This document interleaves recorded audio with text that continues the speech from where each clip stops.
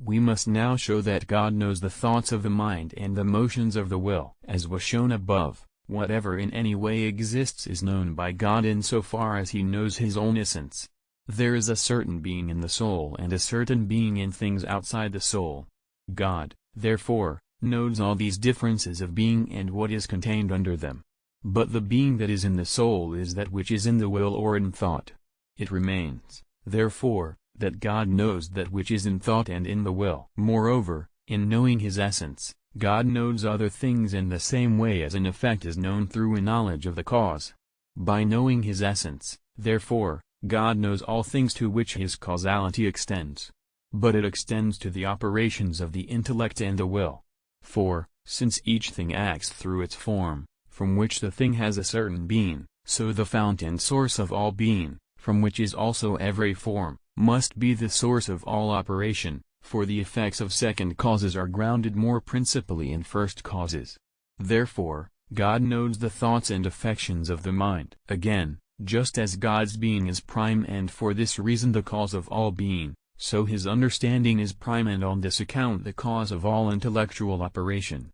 Hence, just as God, by knowing his being knows the being of each thing, so by knowing his understanding and willing he knows every thought and will. Moreover, as is clear from what was said above, God knows things not only so far as they are in themselves, but also so far as they are in their causes, for he knows the order of a cause to its effect.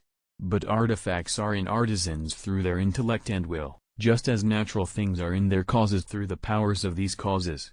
For just as natural things through their active powers assimilate their effects to themselves, so an artisan through his intellect induces into the artifact the form through which it is assimilated to his art. The situation is the same for all things that proceed intentionally from an agent. Therefore, God knows the thoughts and affections of the mind. Again, God knows intelligible substances no less than he knows or we know sensible substances, for intellectual substances are more knowable, since they are in act. Now, both God and we know how sensible substances are informed and inclined. Since, then, the soul's thinking is a certain information of the soul itself and its affection is a certain inclination of the soul towards something, it remains that God knows the thoughts and affections of the mind. This is confirmed by the testimony of sacred scripture. For it is said in a psalm, "The searcher of hearts and reins is God." And in the Proverbs, "Hell and destruction are before the Lord, how much more the hearts of the children of men."